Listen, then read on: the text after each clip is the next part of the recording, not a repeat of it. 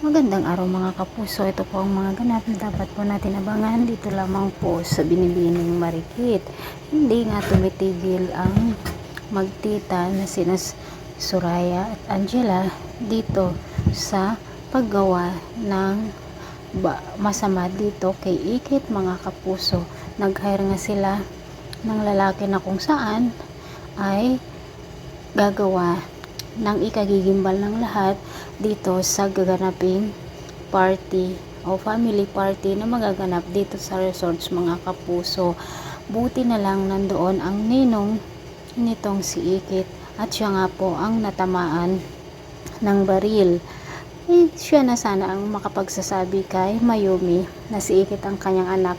Ngunit mawawala na naman dito sa eksena mga kapuso. Ano ba naman yan, Direktor?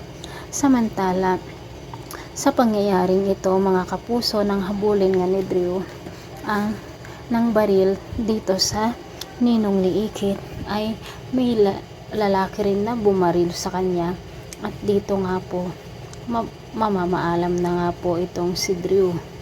Lubha kaya ang kanyang natamong baril o dito kaya ang dahilan ng kanyang pagkamatay. Samantala mga kapuso, magsisisi naman si Pia dito sa kanyang pagiging kasabwat ni Soraya dahil nga sa napakasamaang magtiya, at sasabihin na nga niya kay Ikit na alam niya kung sino ang may kagagawan ng lahat. Mga kapuso, abangan po natin ang mga kapanapanabik na ganap dito lamang po sa Binibining Marikit. Hanggang kailan kaya malalaman o hanggang kailan kaya natin malalaman na magkakilala na nga ang mag-ina na sina Ikit at Mayumi. Thanks for watching. Bye-bye.